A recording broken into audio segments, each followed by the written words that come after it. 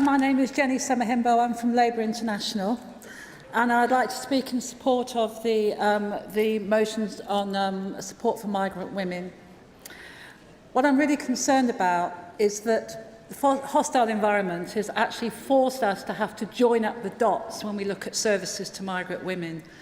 It's really important that we look at healthcare for migrant women, but we also have to be aware of the dangers of migrant women even presenting themselves to the health services, because the hostile environment, by drawing in all public sector workers into policing migrants, is now forcing those women into a situation of danger. Consider this. You've just completed a journey, a dangerous journey, fleeing from conflict or fleeing from the results of climate change, and you arrive in this country and you think, here I am in a place of safety. You then find yourself subjected to further abuse by traffickers and other exploiters, and you go and try and report your crime to the police, who then discover that you're an undocumented migrant.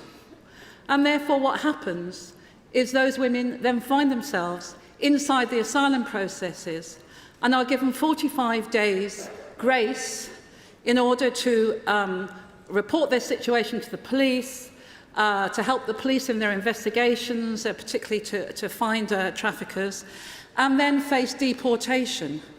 So the situation is that those women are in the awkward position, a real catch-22, of either keeping quiet and remaining in the country or being returned to the place from where they fled violence in the first place.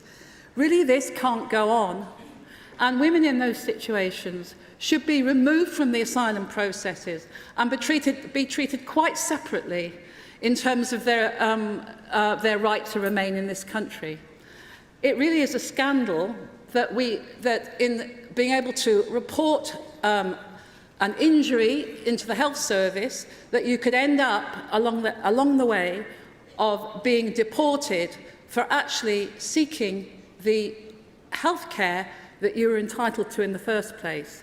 So I think it's really important that when we join up the dots with the different public services that the hostile environment has caused us to have to do, that we have to consider how we can stop that from happening, and to be able to protect those very migrant women who have actually found themselves, having fled from a place of danger, suddenly find themselves in another place of danger in our very own UK.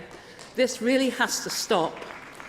It also means that if we separate out for instance, for migrant sex workers and sex trafficked women, if we separate them out from the asylum processes, it has a direct benefit and effect on the way that sex workers are being over-policed as well. So I think it's really important that we look at joining up the dots about the fact that because of climate change, we're likely to get more mass migration.